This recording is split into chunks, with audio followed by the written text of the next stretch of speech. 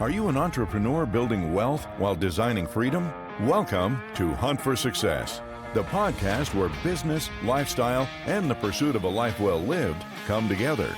Each week, Dr. Sam McGough sits down with founders, operators, and high performers to explore the principles, discipline, and decisions that create real success in business and in life. From the boardroom to the backcountry, these are conversations about building wealth, earning freedom, and designing a life worth hunting for. All right, guys. Thanks again for tuning in to the Hunt for Success podcast. Today, I have actually one of my mentors on today. His name is Chris Rood. He is a real estate professional. He is a home service blue collar guy. He's taught me about real estate. He's taught me about how to pace myself in real estate. He's also a great business coach. And so I want to welcome you on. Thanks, Chris, for coming on. Yeah, Sam, it's a pleasure and an honor to come on and come and chop it up with you. Well, can you just tell us a little bit about your history, how you got into business? Because I know you were in like the Jiffy or like a lube, you had those businesses first, and then you kind of transitioned to real estate. How did that go?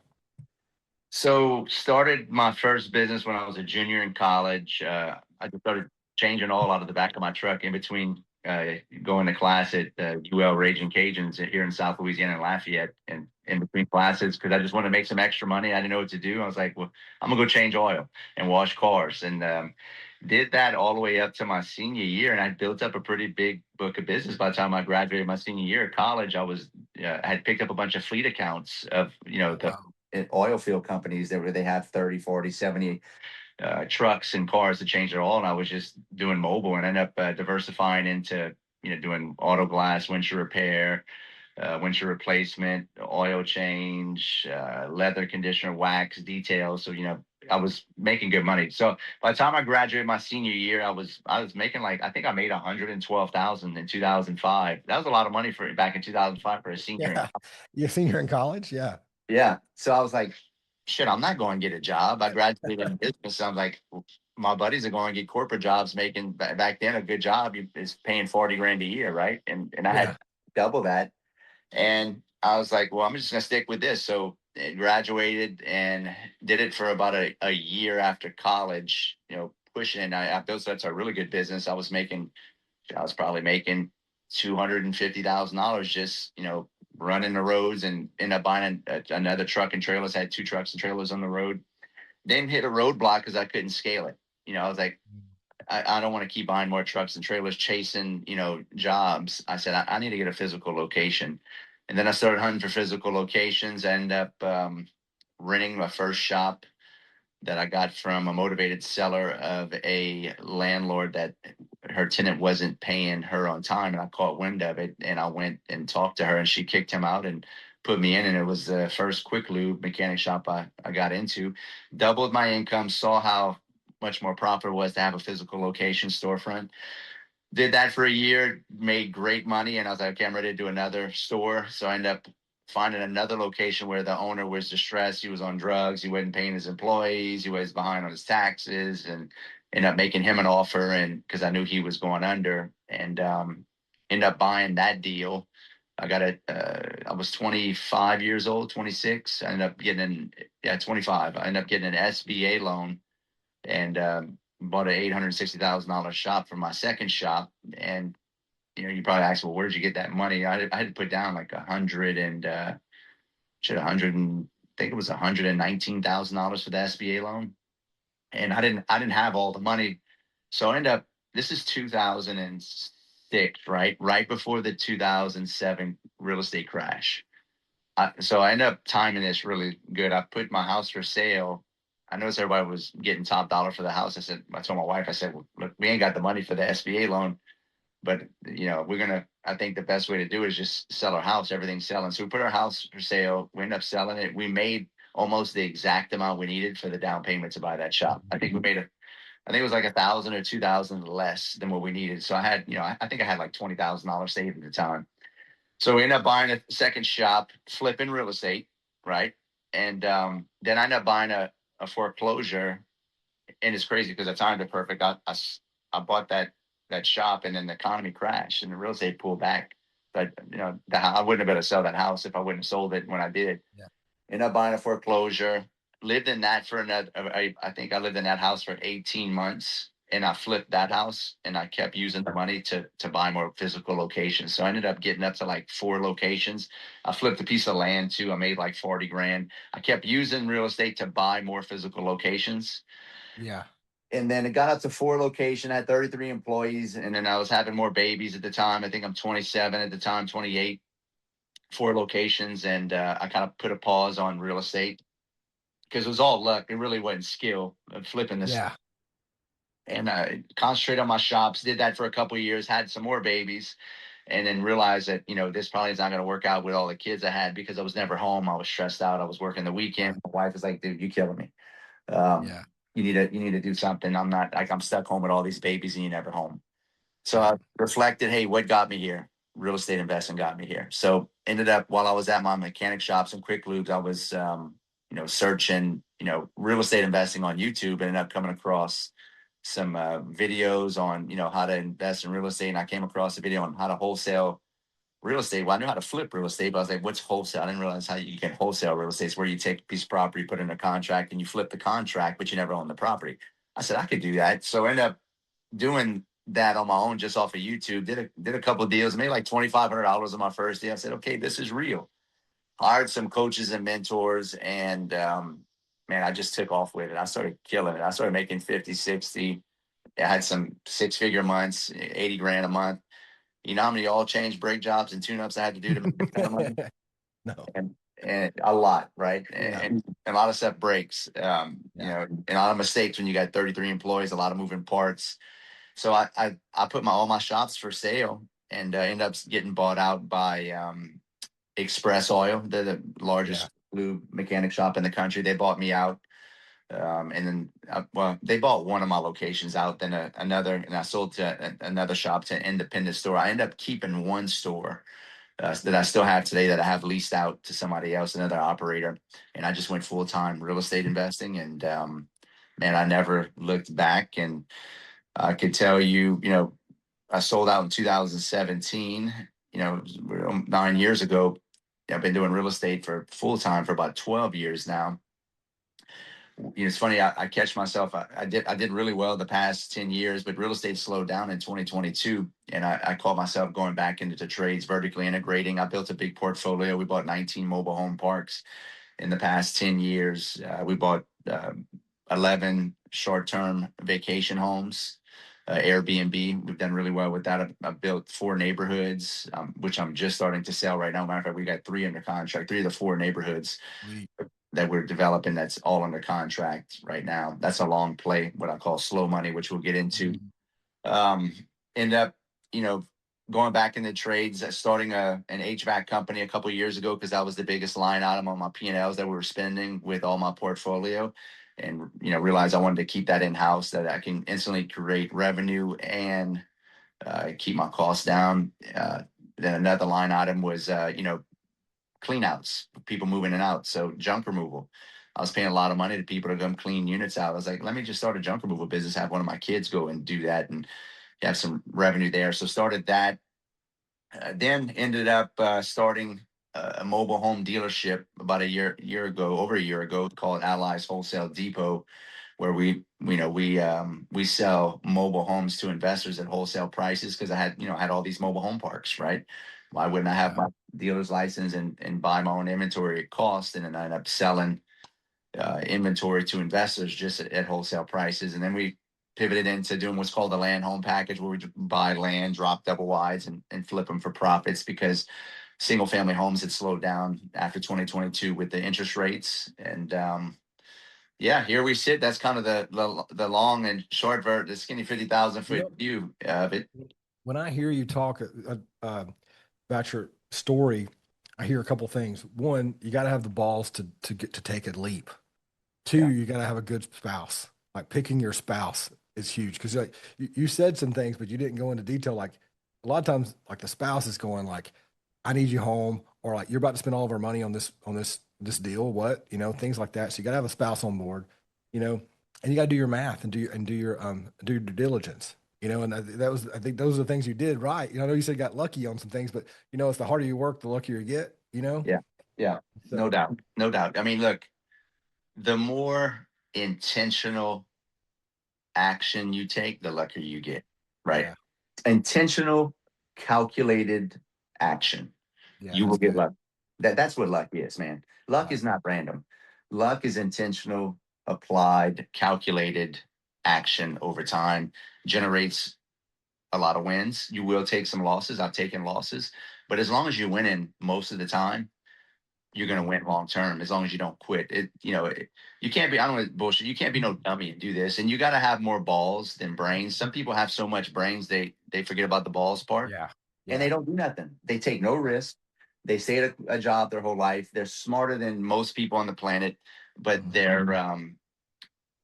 their emotional intelligence is lacking because they get analysis paralysis, and they chicken out, and they think they got to have it all figured out to the T because they more like of a analytical person. I'm not very analytical. I'm not very engineered mindset. I'm very visionary, and you're right. My wife has been on board, man. She is not scared of a calculated risk, and I would tell you she's been a huge part. I mean, my wife. You've been in my masterminds. Mhm. She's just as tenacious and ambitious as I am. So I Yeah, can't take all the credit. She wasn't as ambitious in the beginning. She wasn't as entrepreneurial as I was. And she developed that over time yeah. through personal development and watching me grow and watching our lifestyle and coming to masterminds with me and growing herself. But it takes a village. We had 5 kids. It takes a team. It takes skill, and it takes some definitely some balls to pull it off. And just being a cyclical player and playing like dude, planning it out for 20 years. If you're Mhm. not willing to put in the beginning, giving yourself at least 5-year minimum because you're going to fail in the first 5 years, don't even try. Like you can't. This is not a 1 year hit it and quit it. You're going to do this for at least 5 years to figure it out, 10 years to get some, the right road mental maps in your head figured out. And then after the 10 years, you're going to build. So another 10 years, you'll be at the 20-year mark. Dude, you're going Mhm. to look back. It's going to take you 20 years to really like, holy shit, I did something pretty impressive. Don't bullshit yourself. This is not a 5-year deal. It's going to take you 10 years to get it figured out, another 10 years to get some pavement to where you can look back and say, hey, I built something. Something that resonated with me when I first started listening to you and met you um, was your ability to kind of like cut through the bullshit, Yeah. you know, and then as a like people going from like a W-2 to like something like this, there's so much crap out there.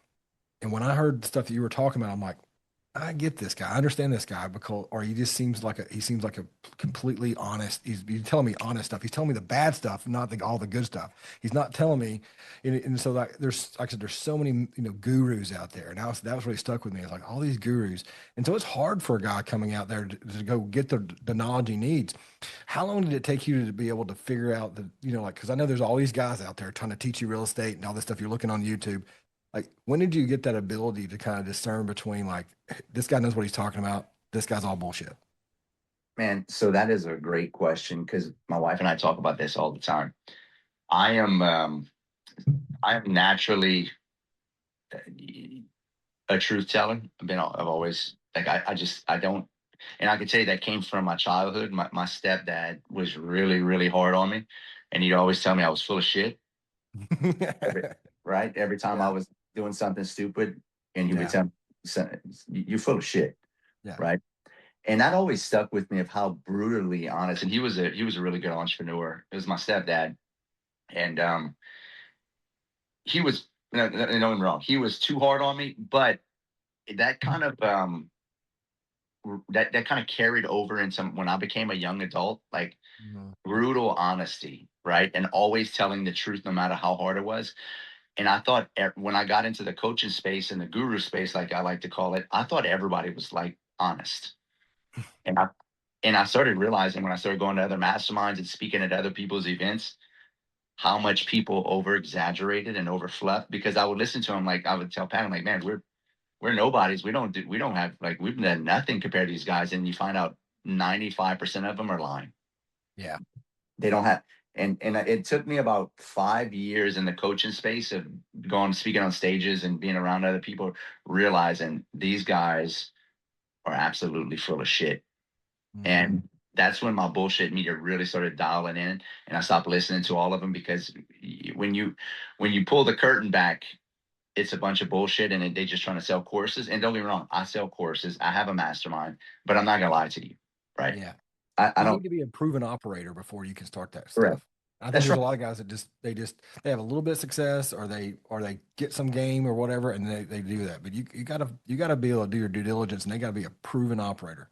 With that, and that's what I couldn't understand, because for me, I had an exit, right? I had built up mechanic shops, I had an Yeah. exit, and I had started when I was 22, and then I was a real operator. I was at my shop 6 days a week, working 60 hours, 65 hours a week, and I was put through the ringers, right? And I was just, man, I was a true blue collar guy, and when I got into real estate, I didn't realize that most of these guys had really not done much, and they would just throwing big numbers out there just to sell courses. And I believed them in the beginning because I thought everybody tells the truth. And then my bullshit meter kind of dialed in, and I stopped listening to people, because what they would say was just so over the top exaggerated on like how to run a business. Like, man, that sounds good on Instagram, but that doesn't work in reality. Yeah, we read the same books. You're just trying to make it something else. You know what I mean? Yeah. I get Yeah. that, guys. Like, you can read John Maxwell, you can read some of these other, like the traction, whatever, and they just try to take that and steal it and just make something like I'm a millionaire. Yeah. No, it was pretty eye opening. And that's when I finally had the realization that I told my wife, I said, we got to stop listening to these guys. I'm finding out stuff about them that they're lying. And I went and I just I stopped listening to people, and I started reflecting on all of my experiences as an entrepreneur for 20 years, and what I built and how I built it, and me doing real estate. And I had to come up with my own philosophy on real estate investing, which I Yeah. fast, medium, and slow money, because you'd see a bunch of shit on Instagram that you can just buy rental property, and you can retire it off of 10 properties and live on the beach, and set for free. As that Well, doesn't one of work. the greatest ones, because it's really funny, because there's a guy that you've roasted pretty well on the internet. Um, and I had met him maybe 6 months before I heard of you. And I remember thinking, like, this just doesn't seem real. Like, I can buy all the people just give me their house, just let me Right. take over payments, With you no know? equity. But no, yeah, and I got not, and I'm just gonna become a billionaire because of that. I was like, that, how does that work? Like, like I get foreclosure. I understand I understand how that works. And I was like, but I don't get that you're just gonna walk in and like, hey, I'll just take over everything, and everything's gonna wind up pretty good.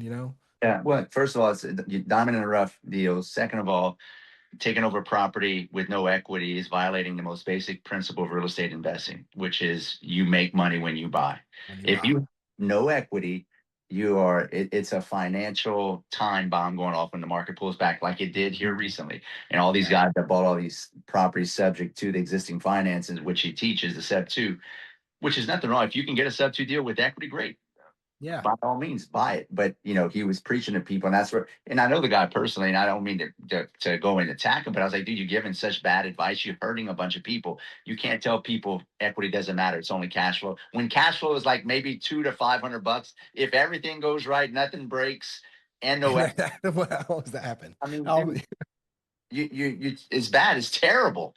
yeah. And it's just, it's selling courses, right, and selling a bunch of bullshit. Yeah. Well, they become capital raisers. If I can get it, I Yeah. can do that. Then I can just raise capital and use your money. And I'm fine with other people's money, but like there's like that Ponzi scheme kind of starts happening. So Right.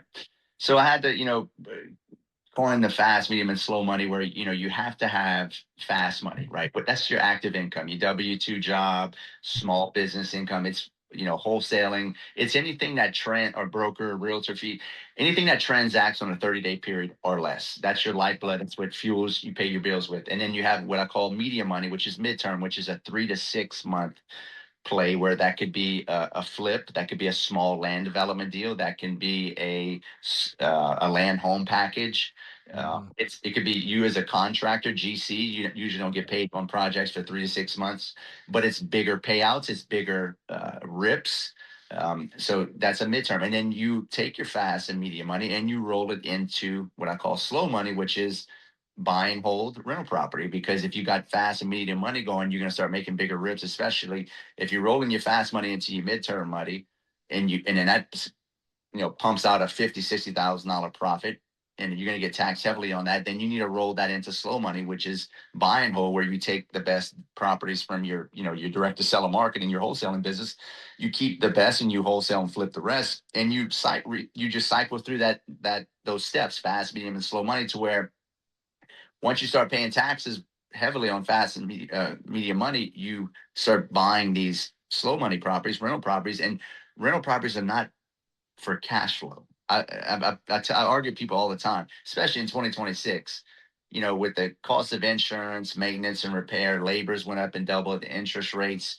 Man, it's so hard to make stuff cash flow. You have to start looking at rental property now as one, store value against the money printing machine in Washington, inflation, that appreciation, right? Yeah. Two, depreciation, not paying taxes, or then doing some 1031 exchanges, cost segregation studies, depreciation. Three, principal pay down over time, holding this thing for 5-10 years, where you're paying down that principal payment. And then last but not least, then cash flow. That is the order of importance, not because I say so, because that's what my P&L showed. And that's where you get the biggest bang benefit. Because if I can make all my money in fast and medium, all my cash flow from fast and medium money plays, but I can insulate not paying taxes by buying and holding and getting depreciation offsets my fast and medium income, that is the most logical way to build wealth in real estate. Well, when you're playing the tax game too with that, I mean, well, I don't know what you're in Louisiana, what your rate is. Mine's 42%. So like if I'm keeping 42% of my money in an asset, Yep. it doesn't even have to do anything besides it doesn't have to even appreciate, even though it will. Like Right. if I'm just not paying it to the IRS, like guarantee it doesn't appreciate if you go send it to Washington. It doesn't give you shit back. They sending it straight to Israel and Ukraine. Exactly. They're burning it. So, but you're exactly right. You're going to get a huge raise by not paying taxes, and you're going to make more money from not paying taxes, and the appreciation and the depreciation and the principal pay down together far outseeds the cash flow you're going to make monthly from the positive cash flow. Yeah. Now I've seen a lot of guys get hit. They try to do the what is it, the Burr method? Burr method. Oh yeah, they get burned. They want to refinance too much, or they don't have enough equity to begin with, and they listen to some of these guys out there. And when you make that determination on your refinance, your cash outs and things like that, I know you probably do. There's a good time to do them. Absolutely, but it shouldn't be your main strategy, right? That shouldn't mean your only cash. That's a good one. Yeah. That's what they were making it, their fast money, by the refinance. And if they didn't have more properties to buy and rehab and refinance, their game stopped, which it did in 2022. It stopped. And that's why they all went out of business. I know tons of guys, they got themselves in a lot of trouble, had to pivot, sell off all their properties, most of them at a loss because they had pulled out 80% loan to value, taking the cash to live off of. Yeah. And that was the biggest mistake. If you're going to do a cash out refinance, it should not be to live on. It should be, for one, to put in an account as savings for capital, because it's tax free. You can go ahead and pull it all out, put it in a savings account, and it is 0% tax. Or two, you roll that into another better quality property to go buy another property. You do not live off of it. You live off your fast and medium money. You don't touch your slow money unless you're using it to go and reinvest or to improve the property. Like all the positive cash flow from our mobile home parks, we just use that to go and make them nicer. Like I don't use the money to live off of. We keep them. No, or buying Lambos, or just dumb shit you see on social media. And that's the logical way to do it, right? And if you do that over time, eventually in 20 years, 10 years, you have all these properties paid down or paid off. Dude, that's real wealth. People are talking about, unending leverage and just keep buying more and more properties. And dude, I don't think that's a good strategy. I think you have to have an end point or some type of end goal where you're going to be like, hey, like for me, I'm 45. I've got a $45 million portfolio right now. I told my wife, moving forward, we don't need to over leverage anymore. We just need to buy unicorn deals pay down what we got, and then in the next 10 years, we should have everything paid off free and clear. Yeah. Then you're bulletproof. Imagine having a 45, by then it'll probably be worth maybe 100 million because I'm going to buy more properties over the next 10, 20 years. Yeah. Let's just say the portfolio is worth 100 million in 10, 15 years, but I have no debt.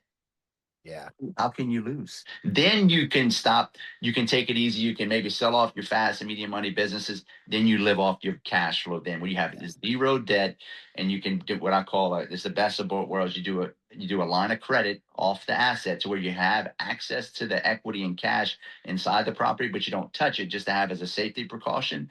Right. And then you self manage and you live off your cash flow that way. That is the surefire way to retire and not blow yourself up in real estate investing. Yeah, that's great advice. Great advice. You've been listening to The Hunt for Success with Dr. Sam McGough. If this episode brought value to you, make sure you follow and subscribe so you never miss a conversation with the entrepreneurs and high performers building success on their own terms. For more episodes, resources, and insights on building wealth and designing freedom, visit thehuntforsuccess.com.